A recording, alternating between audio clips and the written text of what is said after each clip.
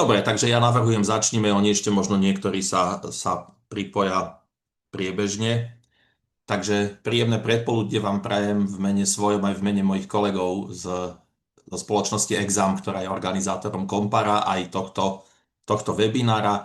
Máme to naplánované do 12. Ja sa určite pokúsim ten termín, ten čas dodržať s tým, že na konci ja niečo poviem na úvod a potom na konci nechám priestor na vaše prípadné otázky. Ešte vám chcem povedať, že tentokrát nahrávame ten webinár, teda robíme videozáznam cez ten Zoom, preto aby niektorí, ktorí sa prihlásili, ale nebudú sa môcť zúčastniť, aby si to prípadne mohli potom pozrieť aspoň zo záznamu. Keďže budem vám teraz niečo rozprávať hodinu, tak dovoľte aspoň pár slovami, aby som sa predstavil. Volám sa Vladimír Burian. Kedysi pred veľa rokmi som založil spoločnosť Exam v 94. Aj som bol 25 rokov je riaditeľom do roku 2019 a teda som aj takým nejakým duchovným otcom Kompara a za tých 21 či koľko je to rokov som sa podielal na tvorbe mnohých testov a testových otázok a dodnes nejakým spôsobom participujem na Kompare. Ale máme tu pripojených aj mojich kolegov, ktorí priamo teda tvoria tie testy, vyhodnocujú to, posielajú vám výsledky, takže keby ste mali nejaké otázky, na ktoré nebudem vedieť odpovedať, tak oni mi pomôžu. Len veľmi stručne, ja viem, že väčšina z vás, mali by ste tu byť najmä tí, ktorí už Komparo robia, takže asi viete, čo je to Komparo, ale veľmi stručne pár bodov k tomu poviem, lebo možno, že sa niektorí zúčastňujete niektoré časti Kompara a nemáte taký ten celkový prehľad. Takže Komparo je akési periodické testovanie žiakov v rôznych etapách ich vzdelávacej dráhy. Pripomeniem, že sa koná dvakrát za školský rok. Testujeme v novembri, zhruba v novembri a v máji. V novembri sú testovaní deviataci a kvartáni, a osmaci a terciáni a v máji šiestaci, štvrtáci. Pokiaľ sa pozriete na tie predmety, tak deviatakov v rámci Kompara testujeme len z matematiky a slovenčiny. Ten dôvod je ten, že chceme, aby sa to Komparo pre deviatakov čo najviac podobalo na testovanie 9, lebo mnohí to vnímajú tak, že to je nejaká taká príprava alebo generálka alebo tréning na testovanie 9, tak chceme, aby, teda ak to niekto chce takto vnímať, tak aby sa to Komparo aj podobalo na to testovanie 9. V tých ostatných ročníkoch tam už je ten rozdiel medzi Komparom a tými oficiálnymi testovaniami 5 a 9 väčší. Všade máme matematiku a slovenčinu, lebo to sú v istom zmysle akési ťažiskové predmety nášho školského systému, aspoň zatiaľ, ale pridávame tam ešte všeobecné študijné predpoklady. Ja používam skrátku VŠP a niekedy aj poviem VŠP, lebo to všeobecné študijné predpoklady je veľmi dlhé. A okrem toho testujeme aj ďalšie predmety, a to fyziku, dejepis, biológiu a geografiu, s tým, že všetky štyri by sa nám tam naraz nezmestili, takže striedame jeden rok fyzika, dejepis, druhý rok biológia, geografia. A tak sa to obrok sa to strieda. A v minulom školskom roku sme prvýkrát vyskúšali pridať angličtinu a tento rok teda, keďže sa to veľmi osvedčilo a školy mali záujem, tak už sme ju tam zaradili natrvalo. Takže osmákov a šiestakov testujeme aj z angličtiny. U štvrtákov, ktorí ešte nemajú biológiu, geografiu a tak ďalej, tak sa testuje prírodoveda, vlastiveda.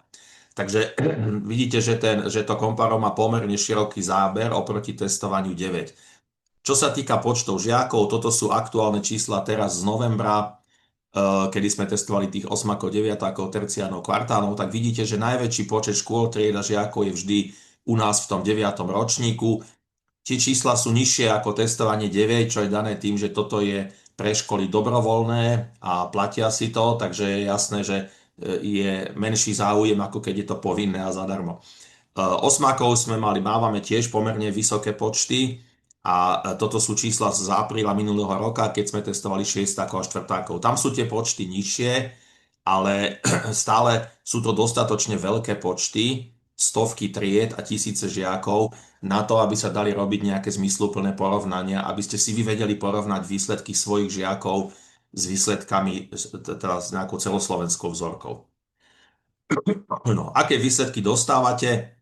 Predpokladám, že teda už nejaké tie obálky u vás, myslím tie hrubé obálky s výsledkami u vás na stole skončili, ale teda prebehnem to tak rýchlo. Tých výsledkov je veľmi veľa a sú ako keby rozčlenené na jednotlivé úrovne.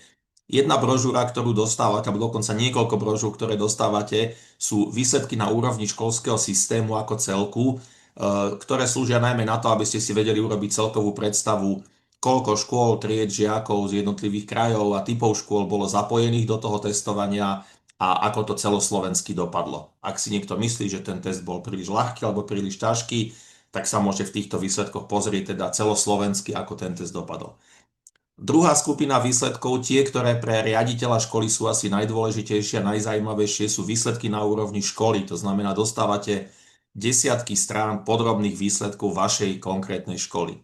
Tretia úroveň sú výsledky jednotlivých tried, lebo v tej na úrovni školy tam sú všetci žiaci vašej školy zliati dokopy a sú to proste výsledky za školu.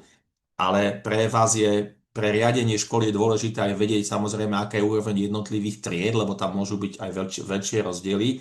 Takže dostávate okrem výsledkov školy aj zvlášť výsledky jednotlivých testovaných tried.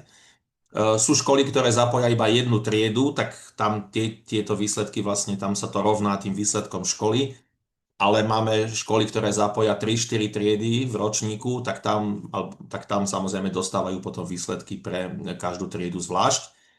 No a štvrtá úroveň sú výsledky jednotlivých testovaných žiakov. Keďže tí žiaci sa na tom zúčastňujú, na niektorých školách si to dokonca sami platia, tak aby oni z toho niečo mali a niečo za tie svoje peniaze dostali, tak dostáva každý žiak podrobné výsledky všetkých testov, ktoré písal. Hej? Čiže to sú veci, ktoré sú možno najviac zaujímavé pre tých žiakov a ich rodičov. Pre vás ako vedenie školy sú najdôležitejšie výsledky na úrovni školy a tried.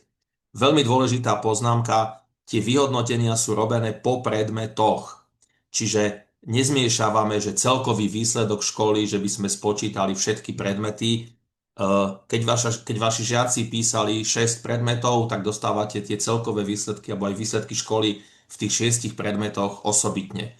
Nezdá sa nám zmysluplné to nejako spájať do nejakého jedného čísla, lebo tam môžu byť vy môžete mať matematiku na výbornej úrovni a slovenčinu na slabej, a keby sme to spriemerovali, tak by vám vyšlo, že ste priemerná škola, čo by bola úplne, to by bola málo použiteľná informácia pre vás, lebo vy nepotrebujete vedieť, že ste priemerní, vy potrebujete vedieť, že ste v matematike výborní a v slovenčine slabí, napríklad. Vymýšľam si. Tak, no a teraz pozrieme sa trochu na to, čo v tých jednotlivých typoch výsledkov vidíte. Tak tie prvé brožúry, ktoré tam sú, to sú tie výsledky na úrovni celého školského systému. Je ich viac, lebo jednak sú to nejaké také výsledky, kde sú všetky predmety spolu, to sú tie štatistiky typu koľko škôl, koľko žiakov, koľko tried a tak ďalej. A potom sú to výsledky celoslovenské v tých jednotlivých predmetoch, osmackých, deviatackých. Takže tie celkové výsledky vyzerajú napríklad v tej matematike, to vyzerá takto, dozviete sa, koľko štátnych, cirkevných, súkromných škôl bolo zapojených, koľko škôl, tried, žiakov, z toho chlapcov, dievčat, také základné štatistiky po krajoch. Toto je napríklad zaujímavá vec, tá 1,5, tá tabulka, že ako, neviem, či to dostatočne vidíte, to je po známkach, že koľko z tých, čo ja neviem, bolo testovaných, kde to tu je, bolo testovaných 10 000 žiakov a teraz tu sa dozviete, koľko z tých žiakov malo na vysvedčení jednotku, dvojku, trojku, štvorku, čo je zaujímavá informácia, lebo na každej škole s tými známkami narábajú špecificky podľa seba a takto si proste môžete urobiť predstavu, že koľko žiakov na Slovensku, to je dosť veľká vzorka na to, aby to bola akási štatisticky významná informácia, že koľko žiakov má na Slovensku povedzme z tej matematiky jednotku, dvojku, trojku, štvorku. Hej. Pokiaľ my vždy sa pýtame na vysvedčenie, na posledné vysvedčenie z toho predmetu, to znamená, ak to písali deviataci, tak táto známka je z osmičky na konci školského roka. Ak sa pýtame osmakov, tak je to zo siedmackého vysvedčenia na konci školského roka.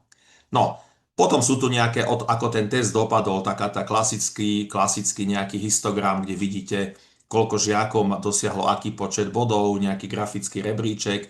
A tu si môžete pozrieť vlastne, ako ten test dopadol v jednotlivých krajoch, na jednotlivých typoch škôl, štátne, cirkevné, súkromné, ako dopadli chlapci, dievčatá, ako dopadli jednotkári, dvojkári a tak ďalej. Čiže to sú veľmi zaujímavé údaje, možno nie pre vašu konkrétnu školu, ale získate akúsi predstavu o tom teste ako takom, získate predstavu o úrovni vedomostí osmakov z matematiky celoslovensky.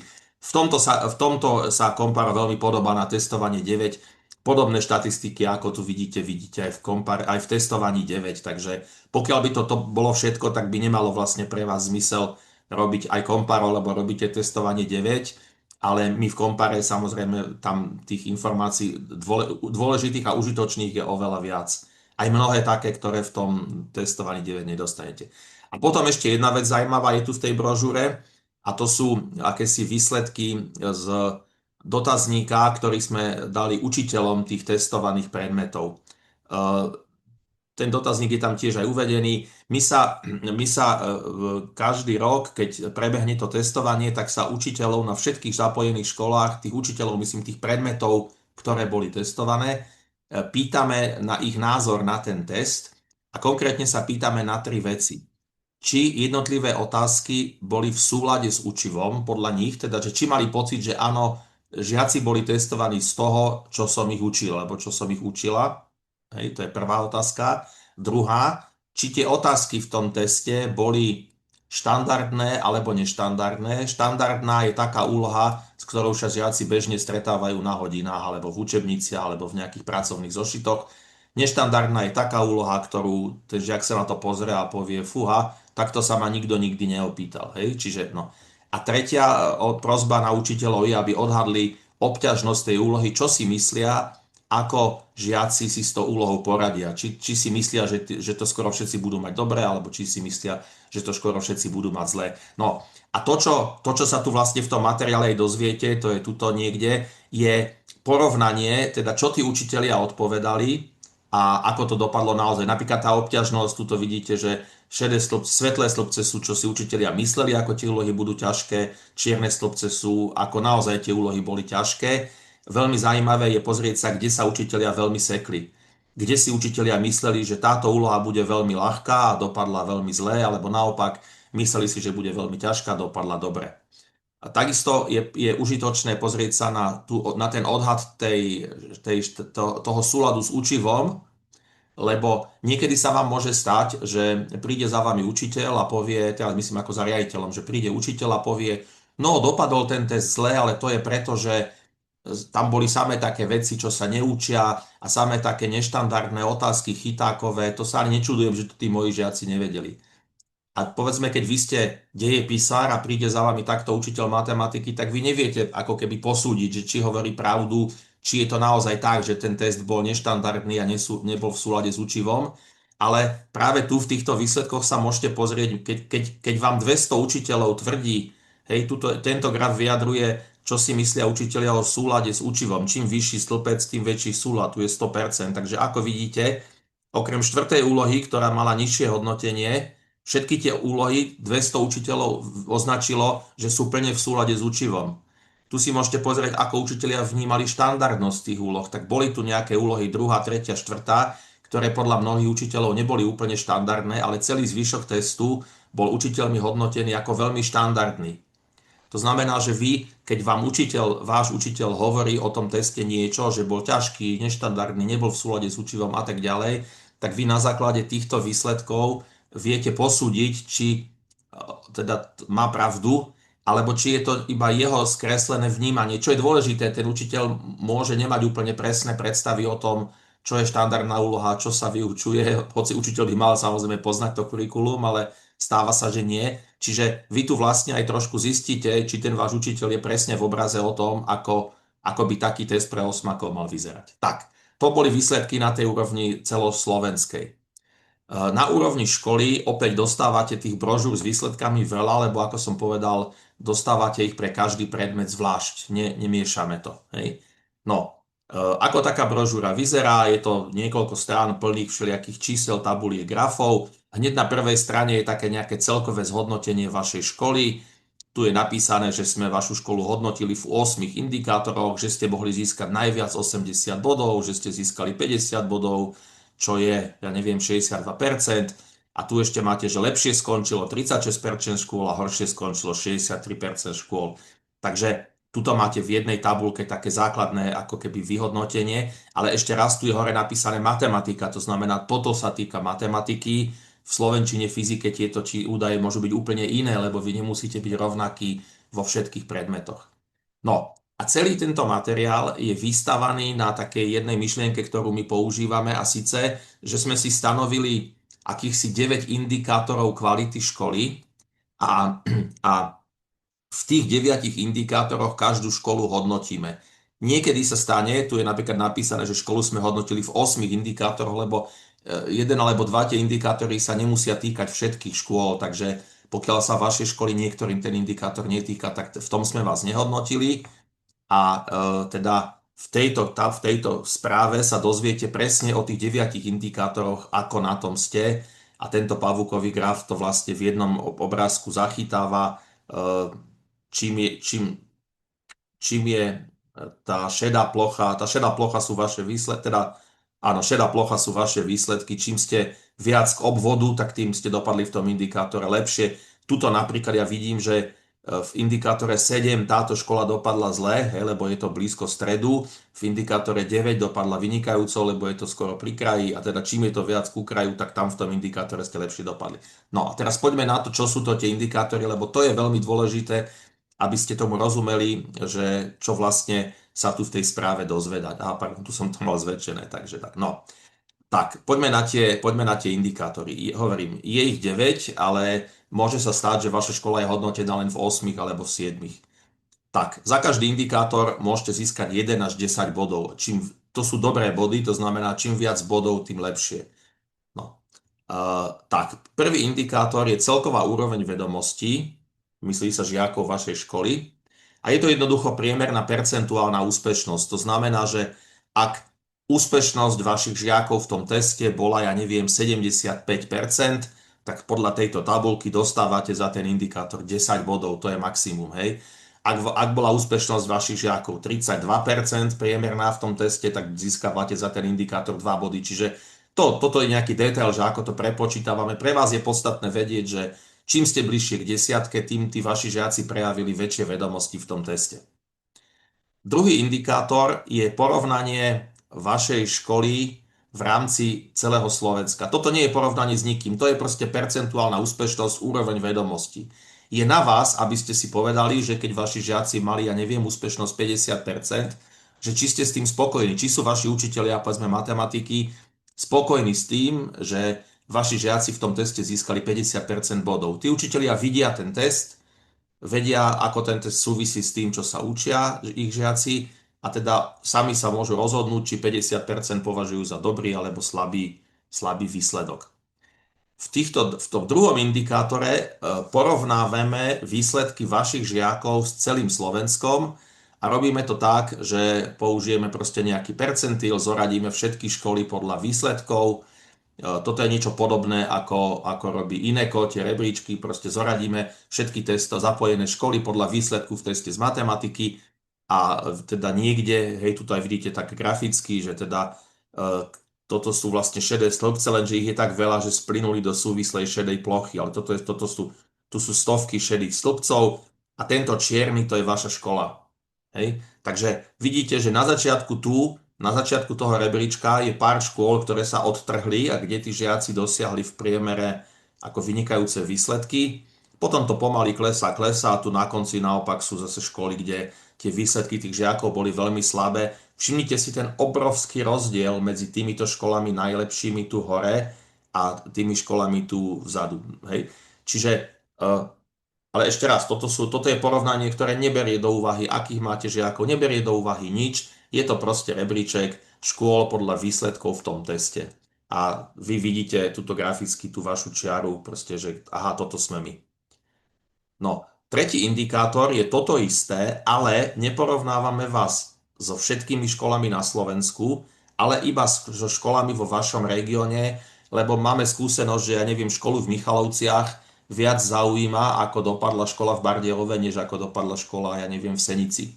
Takže tento tretí indikátor je, hovorím, to isté, čo ten druhý, ale nie sú v tom rebríčku všetky zúčastnené školy na Slovensku, ale iba školy z vášho regiónu.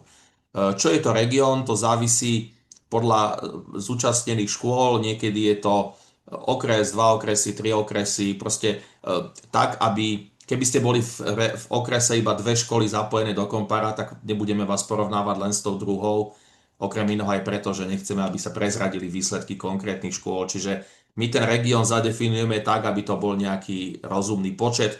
Tuto napríklad vidíte, že celá Bratislava spolu, tých 5 obvodov, je jeden región pre nás v kompare v tomto prípade a táto škola vidí, že teda zo všetkých zapojených škôl v Bratislave dopadla takto. Hej.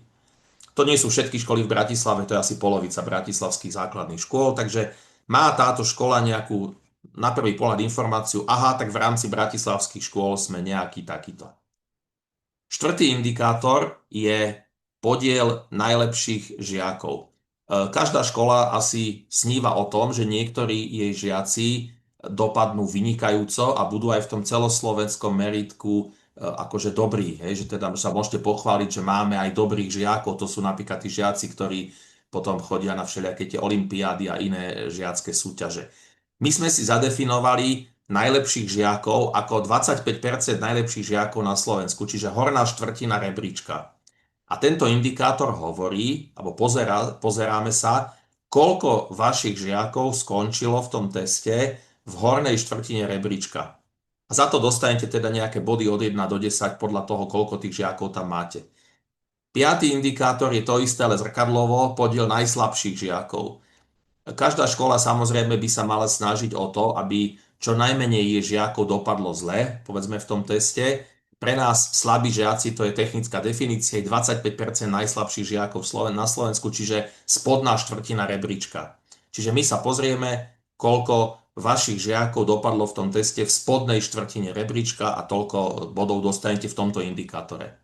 Tuto aj vidíte, graficky to máte v tej svojej správe. Táto hrubá čiara, to je ako keby rebríček všetkých testovaných žiakov na Slovensku a tie tenké čiary, to sú žiaci tejto konkrétnej školy, z ktorej sme zobrali tento graf. Takže riaditeľ tejto školy vidí, že aha, máme aj nejakých žiakov úplne hore na začiatku toho rebríčka v tej prvej štvrtine, hej?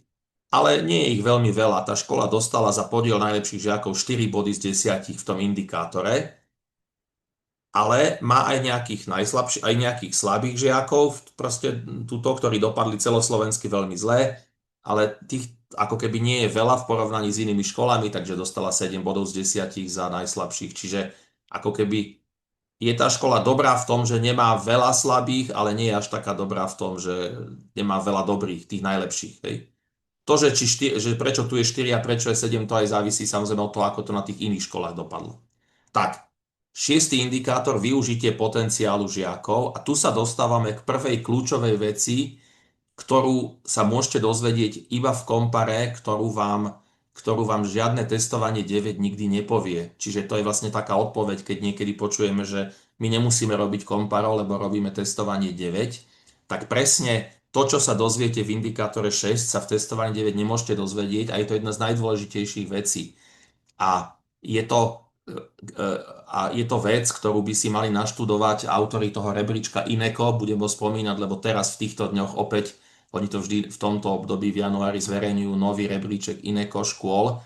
A to je práve hlavný problém toho rebríčka, že oni neberú do úvahy kvalitu tých škôl. Teda, pardon, neberú do úvahy vstupnú úroveň tých žiakov, tá kvalitu tých žiakov. A tým pádom to porovnanie nedáva zmysel. A práve tento indikátor 6 porovnáva školy, teda porovná vašu školu, ale nie so všetkými školami na Slovensku, ani so školami vo vašom regióne, ale so školami, pardon, tu som skočil, šestka, ale so školami, ktoré majú približne rovnakých žiakov schopných, všeobecne intelektovo schopných ako vy. A odkiaľ vieme, ktoré sú to školy, a že odkiaľ vieme, ako máte intelektuálne disponovaných žiakov, no to vieme z tých testov všeobecných študijných predpokladov. K tomuto sa ešte dostanem za chvíľu podrobnejšie, lebo to je jedna z kľúčových vecí. 7. indikátor je medziročná zmena. Pokiaľ robíte komparo pravidelne, tak vás môže zaujímať, ako ste dopadli v porovnaní s Vlaneškom, predvlaneškom a tak ďalej. Takže tu máme školu, ktorá robí komparo, ja neviem, 15 rokov, alebo aj viac. A vlastne toto je ako keby priemerný percentil žiakov tej školy, takže oni tu vlastne vidia že ako sa vyvíjajú, či tie ich výsledky stúpajú, klesajú. A pre riaditeľa školy môže byť veľmi zaujímavé napríklad tu, že prečo tu bol zrazu v roku 2009 taký prepad, čo sa stalo, prečo to tu dlho klesalo, hej, tu toto mohlo vyzerať dosť zle, že vlastne tá úroveň tých žiakov išla dolu, dolu, dolu, ale tu sa im to proste konečne podarilo zvrátiť a ten riaditeľ by mal analyzovať, čo sa tu stalo, prečo sa to stalo. On možno aj vie, možno tu urobil nejaké opatrenia, ktoré viedli k tomu, že tie výsledky sa zase zlepšili.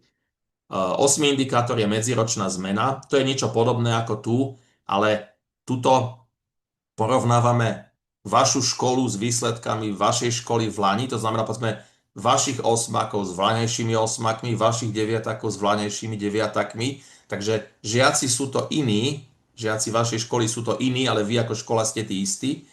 A osmička je niečo podobné, ale porovnávame tých istých žiakov. Takže ak tento rok písali vaše komparo vaši osmaci a pred 2 rokmi písali komparo tí istí žiaci ako šiestaci a pred 2 rokmi ešte predtým písali tí istí žiaci komparo ako štvrtáci, tak my vám tu vieme porovnať, ako sa vyvíjali tí istí žiaci, tá istá trieda, 4. A, 6. A 8. A, ako dopadla, proste ako sa vyvíjala v čase. To je tiež dôležitá informácia, dostanem sa k nej trošku neskôr, ak bude čas.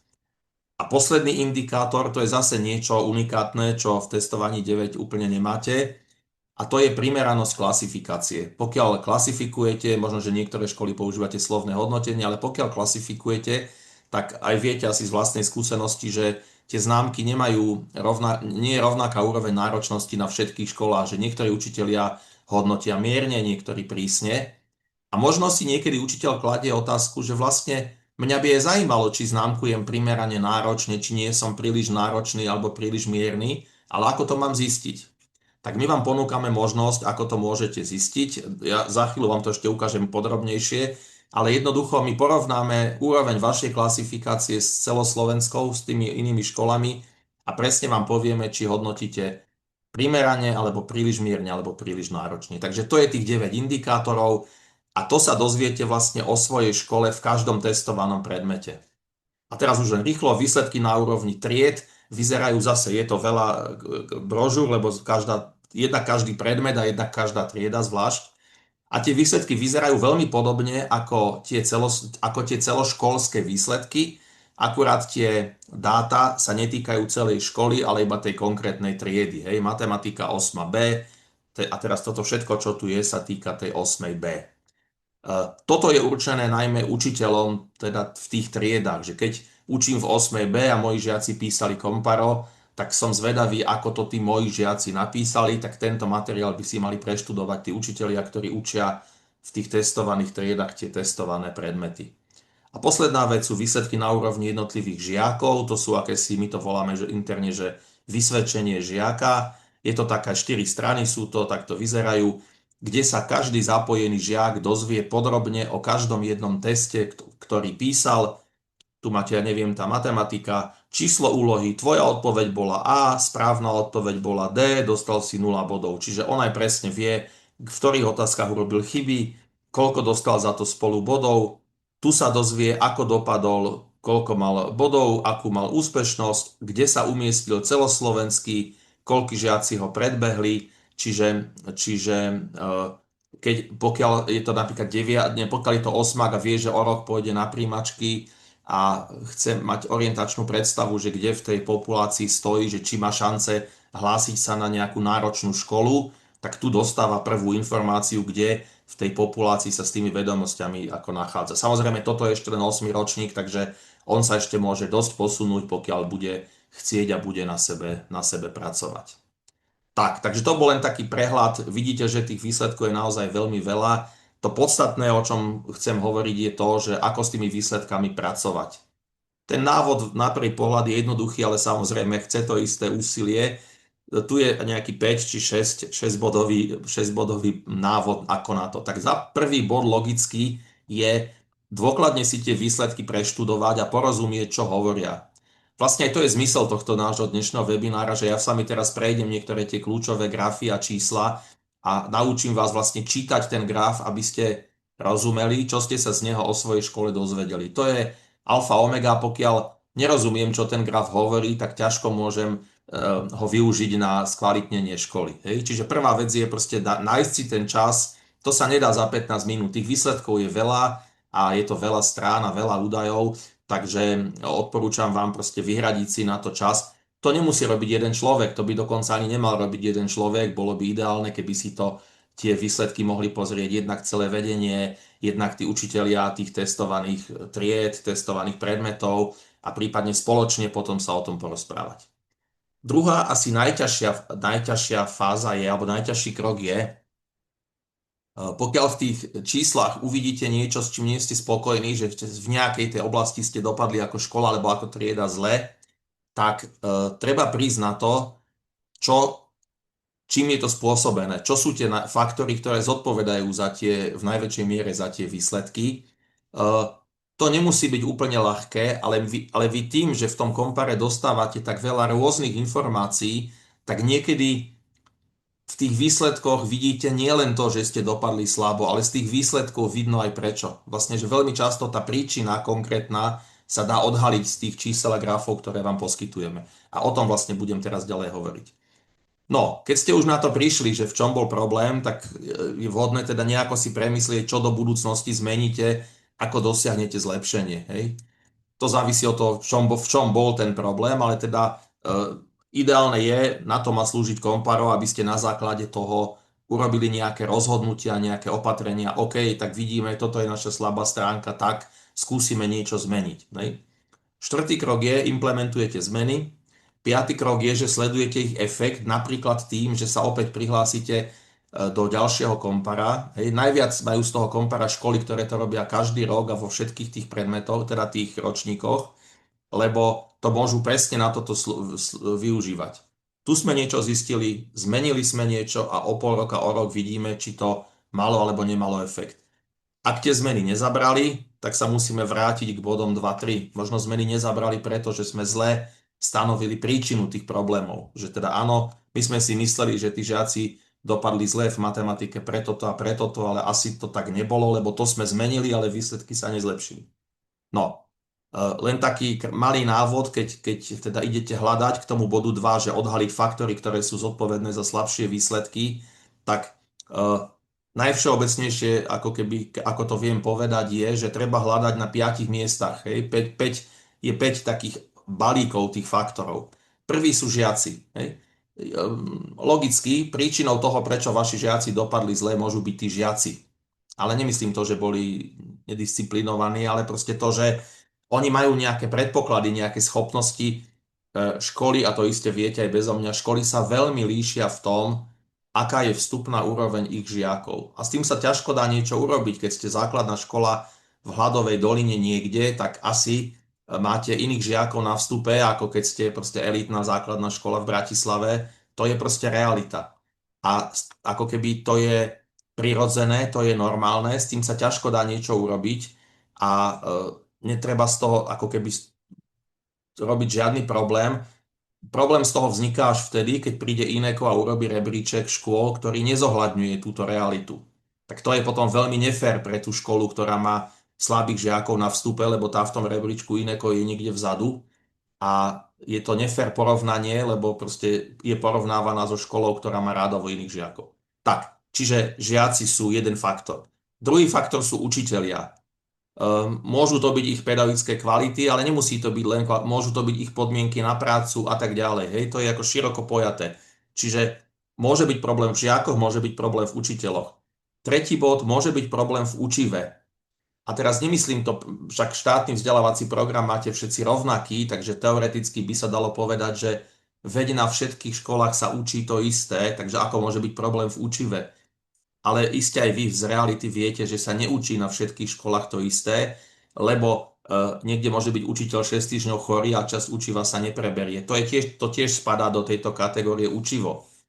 Ak je v kompare otázka, ktorú vaši žiaci nepreberali, lebo učiteľ bol chorý, tak v čom je problém, že to tí žiaci vaši nebudú mať dobre? No v tom, že tam bolo učivo, ktoré sa neučili, čiže v tom učive. Nechcem povedať, že je problém v tom učiteľovi, že bol chorý, lebo učiteľ za to nemôže, že bol chorý, ale jednoducho aj v tom učive môže byť problém. Môže byť problém v tom, že ten učiteľ má nesprávnu predstavu o tom, čo má učiť a ako to má učiť. Nemá dobre naštudovaný štátny vzdelávací program alebo školský vzdelávací program.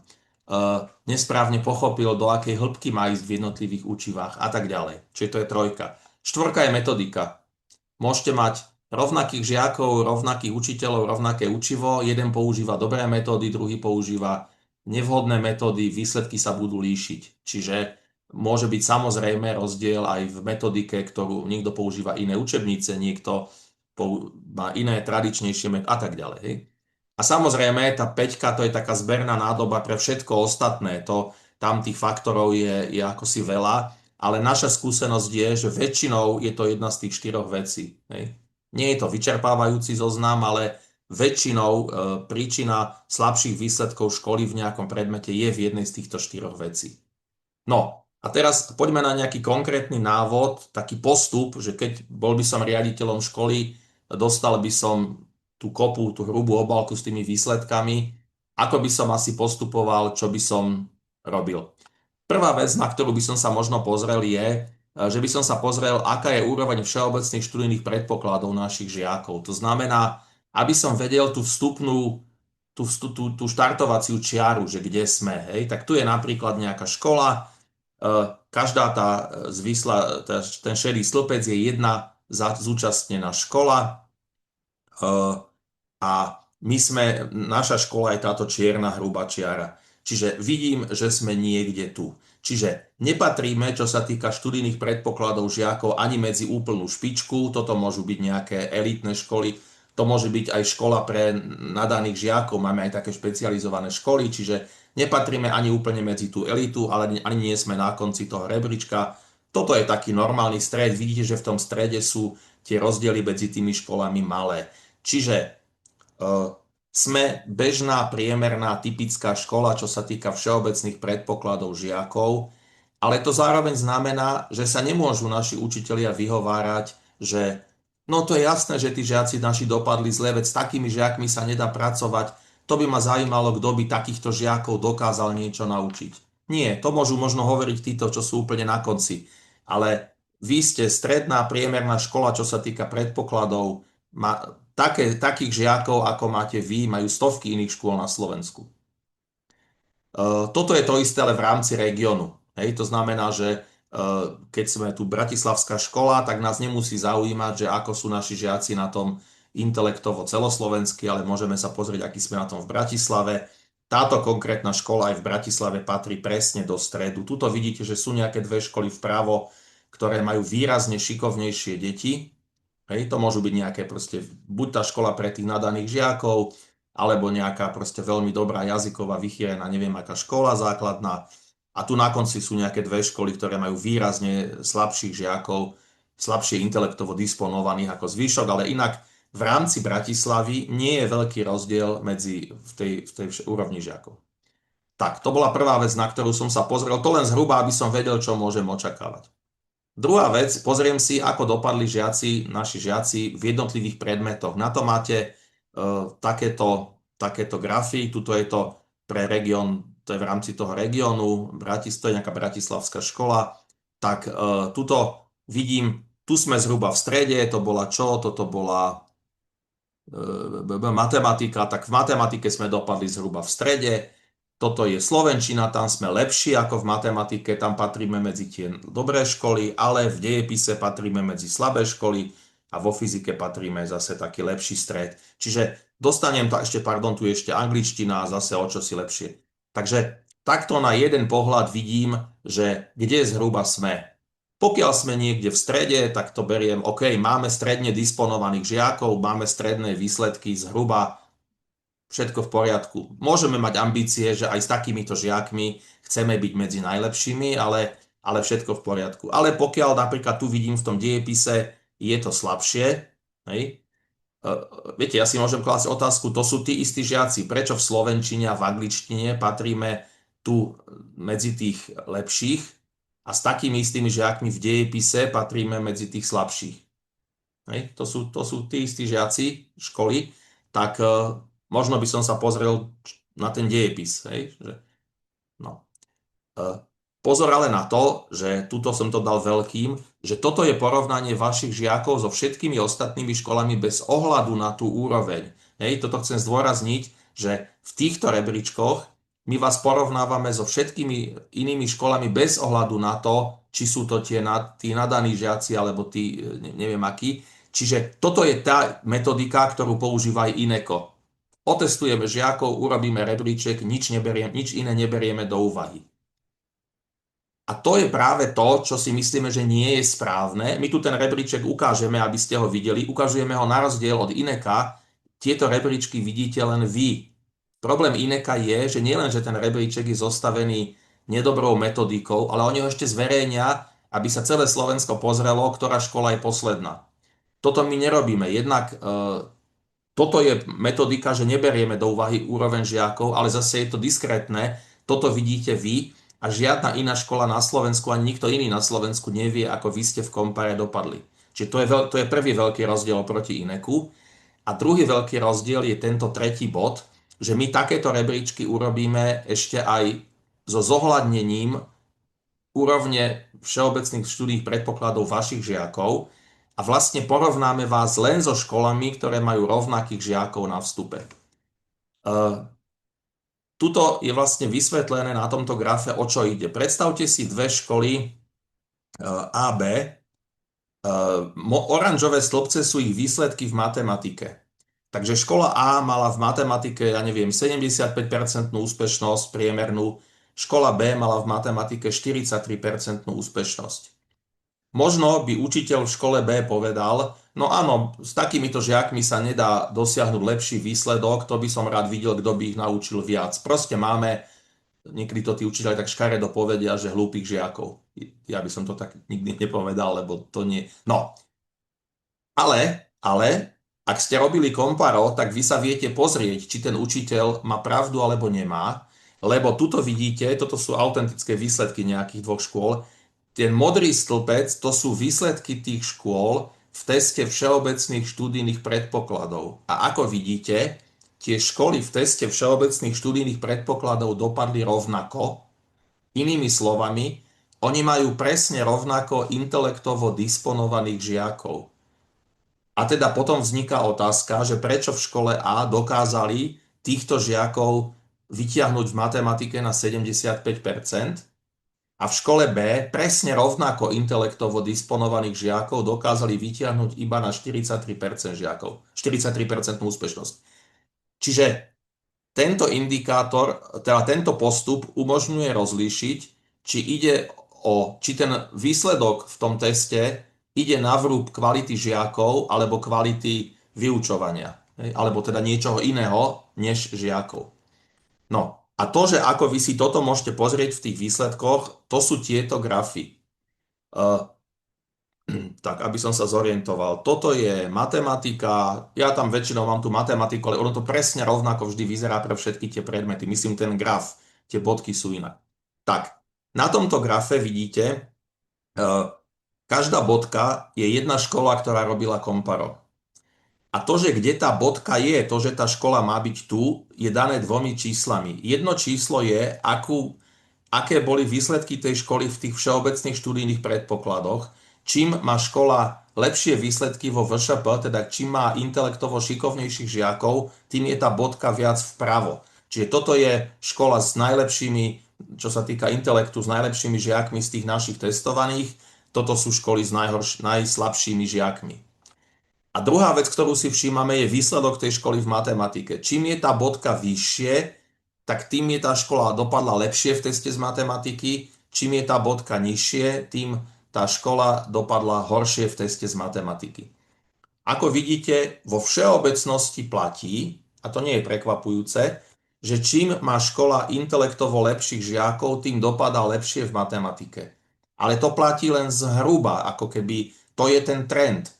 Ale to, čo máte vy urobiť, je, že vy si máte pozrieť tento graf, pozrieť sa na svoju bodku, aby ste vedeli, ktorá to je, tak ju tam máte tučne, teda hrubo, tá bodka je väčšia. Tuto tá šípka ukazuje na vašu školu, takže vy viete, že vy ste táto škola. A teraz pozriete si dve veci. Teda takto, pozriete sa, prečo ste tu. Lebo vaši žiaci dopadli vo VŠP asi na 27% a v matematike na 60%. Preto je vaša bodka tu. A to, čo vy máte urobiť, je, že si pozriete všetky bodky, ktoré sú pod vami alebo nad vami. Hej, teda na tej zvislej čiare, na zvislej čiare idúcej vašou bodkou. Prečo? Lebo všetky školy na tejto zvyšlej čiare majú rovnako disponovaných žiakov, majú žiakov s rovnakým VŠP. Hej?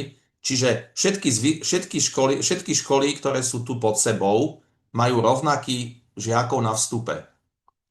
Ak ste tu hore, ak ste vy najvyššia bodka na tej zvislíci, tak ste výborní, lebo to znamená, že spomedzi všetkých škôl s takými žiakmi, ako máte vy, ste vy s nimi v matematike dosiahli najviac. To je dobré. Ak ste táto bodka na spodku, tak je to zlé, lebo to znamená, že všetky tieto školy, čo sú nad vami, na tej zvislici, majú rovnako disponovaných žiakov ako vy a dopadli oveľa lepšie. Toto je reálny graf. Pozrite sa na túto školu a na túto školu. To sú dve školy, ktoré majú žiakov s rovnakými intelektovými predpokladmi. Táto škola dopadla v matematike na 60%, táto na nejakých 12%. Hej? Čiže táto škola sa teraz ako keby nemôže vyhovárať, že to je tým, že majú, áno, v porovnaní s týmito školami tu vpravo, hej? To, že táto škola je horšia ako táto tu vpravo, no to je áno, to je dané nepochybne tým, že tieto školy vpravo majú oveľa intelektovo disponovanejších žiakov. Ale ako vysvetlí táto škola, že táto je tu hore nad ňou? To je ťažko vysvetliť inak. Hej? Tam by bolo ideálne, keby sa mohla táto škola spojiť s touto školou a poradiť. Samozrejme, vy sa nemôžete s nimi spojiť, lebo vy neviete, kto je to, hej? Lebo je to anonymné. Ale teda keby ste si mohli vymeniť skúsenosti, že čo robíte vy inak ako my, že s rovnakými žiakmi dosahujete oveľa lepšie výsledky. No, takže toto vy tu vidíte zase v každom predmete, v každej triede. Takže napríklad, tuto si môžete porovnať, toto je škola, že matematika, 8a, 8c. Tu tá 8a je toto sú triedy už teraz, nie je školy, to je takýto istý graf, ale tu každá bodka bola škola a tu každá bodka je trieda. Tak 8a má tú svoju bodku, to znamená, že ako vidíte, je veľa tried, ktoré mali rovnaký intelekt, ale lepšie výsledky v tej matematike. 8c je oveľa vyššie tá bodka, takže táto trieda iba jednu bodku má nad sebou, čiže iba jedna trieda zo všetkých tých stoviek testovaných tried bola, že mala rovnaký šikovných žiakov a lepší výsledok v matematike. No a a tu máte potom výsledky tých tried proste vo toto sú VŠP, toto sú všeobecné štúdne predpoklady, všetko, hej, teraz som to trošku doplietol, ja som myslel, že toto už je matika. Toto sú všetko všeobecné študijné predpoklady na jednej škole, opravujem sa, ale chcem vám na tom ukázať jednu zaujímavú vec, že hoci je to jedna škola, tak sú veľké rozdiely vo všeobecných predpokladoch tých žiakov. Inými slovami, tuto hneď vidíte, že v 8C sú intelektovo oveľa disponovanejší žiaci ako v 8A, 8B a 8D. Ja neviem prečo. To tá škola možno vie. Teoreticky to môže byť náhoda, ale ten rozdiel je trošku veľký na náhodu. Možno povedia, že 8C je jazyková, 8A, ABD sú bežné triedy, neviem.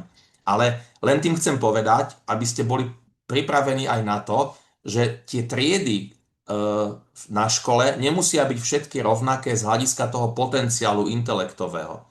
Ak ich delíte tých žiakov náhodne, tak by zhruba mali byť, ale ak ich delíte napríklad, že Ačka budú angličtina pokročilí a Bčka budú angličtina začiatočníci, tak sa môže stať, že no, čiže keď vy, a tu potom, toto už je potom, no, takže keď chcete porovnávať tie triedy v rámci školy, tak by ste sa mali pozrieť aj na to, ako sú na tom tí žiaci v tých, ako sú na tom tí žiaci v tých predpokladoch, lebo sa môže stať, že tie triedy nie sú rovnocenné. Dobre, tak a teraz tuto je to vlastne tie jednotlivé predmety, že toto je matematika, hej, no. Takže konkrétne si viem pozrieť, v ktorej triede ten učiteľ využíva potenciál tých žiakov, ten intelektuálny potenciál tých žiakov a v ktorej nie. A pokiaľ vidím, že niekde nie, hej, typicky čím je tá bodka nižšie, hej, keď pozerám tuto nejaký príklad, tuto napríklad je tá bodka dosť dolu, hej, tak tu je tá bodka dosť dolu v tej 8B, tak ako náhle nájdem triedu, kde tá bodka je dosť dolu, tak tam treba hľadať príčinu, že prečo ten učiteľ dosahuje s tými žiakmi horšie výsledky ako iní učitelia s rovnakými žiakmi. No a posledná vec, aby ešte zostal čas aj na nejaké vaše otázky, to je tá klasifikácia, o ktorej som chcel hovoriť krátko, že môžete si vďaka Komparu skalibrovať ten svoj systém známkovania, aby ste, teda môžete, je to na vás, či chcete, nechcete, ale pokiaľ by ste chceli, aby prísnosť hodnotenia na vašej škole bola rovnaká, ako je priemerná prísnosť na Slovensku, tak máte na to tu proste nástroj, ako to urobiť.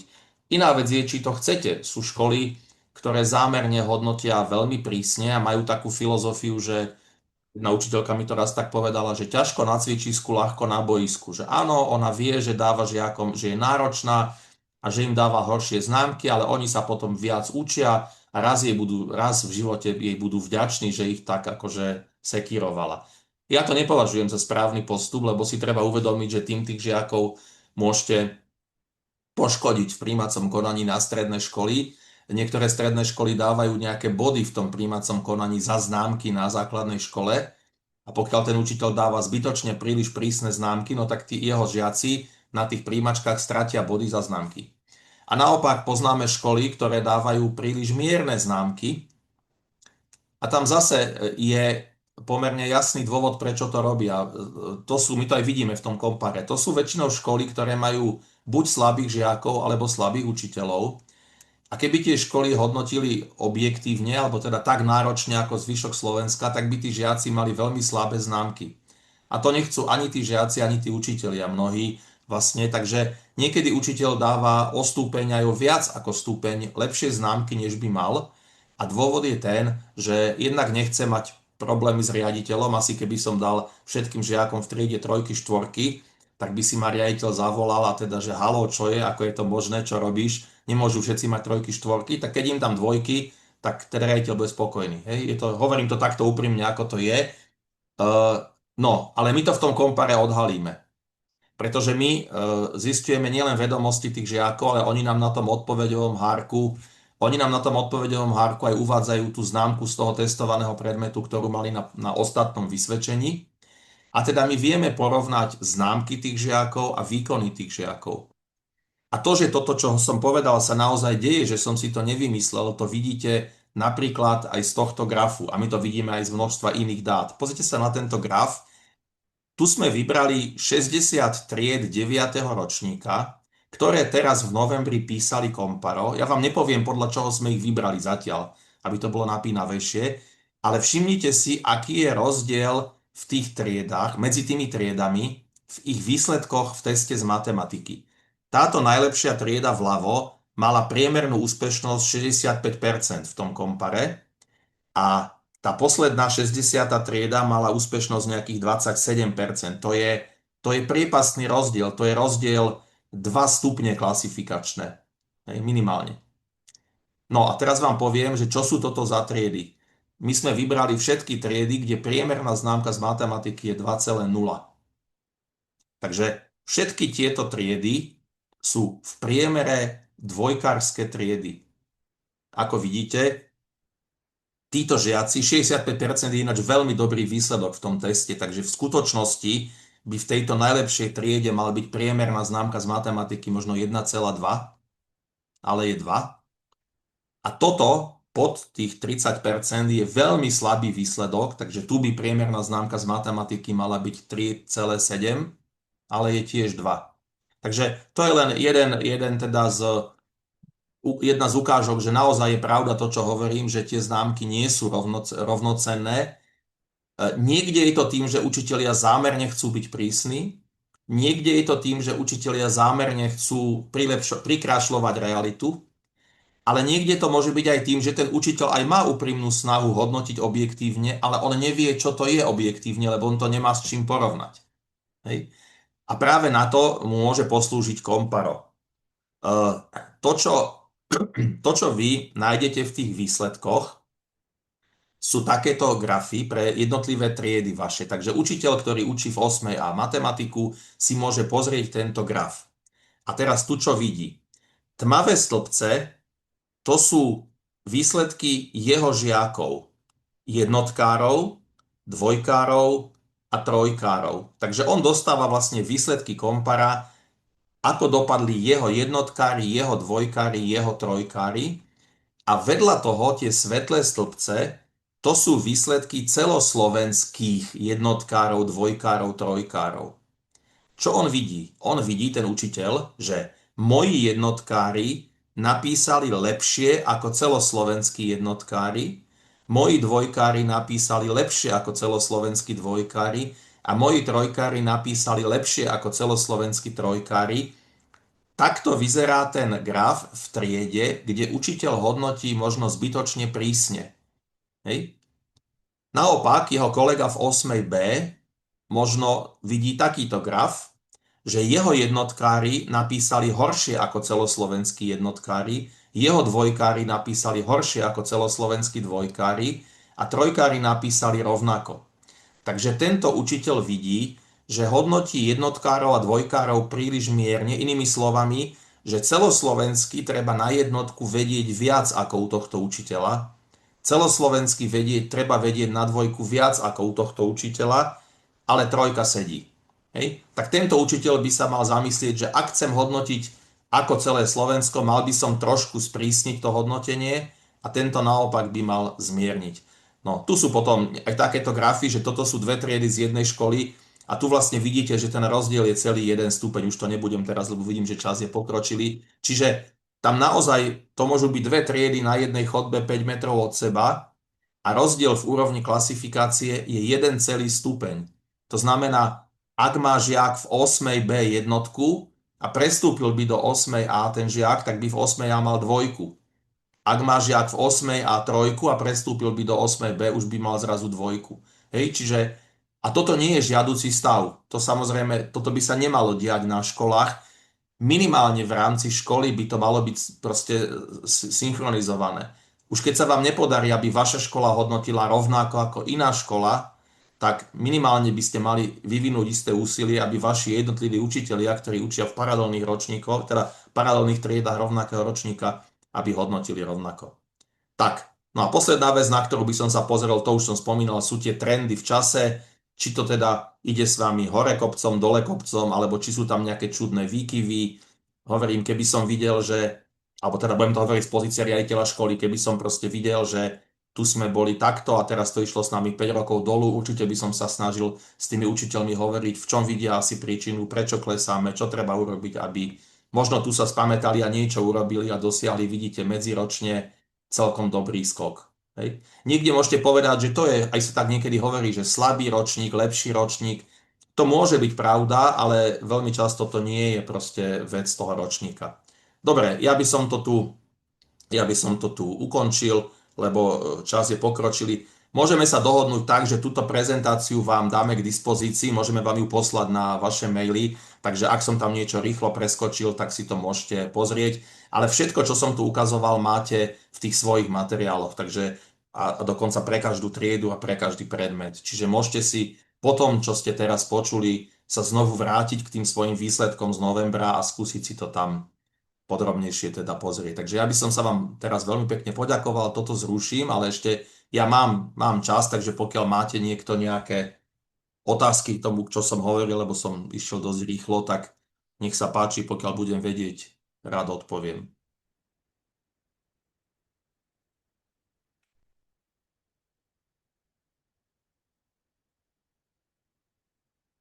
Už išli všetci na obed.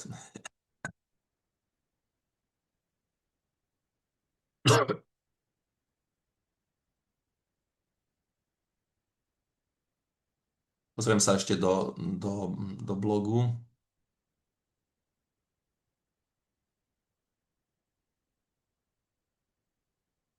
Dobre, prezentáciu vám pošleme. Ak nemáte nikto otázky, nechcem vás na silu tu držať a zdržovať, tak vám ešte raz veľmi pekne ďakujem a teda prajem vám, aby ste sa z tých výsledkov poučili a prípadne našli kľúč k tomu, ako tie svoje výsledky ešte zlepšiť.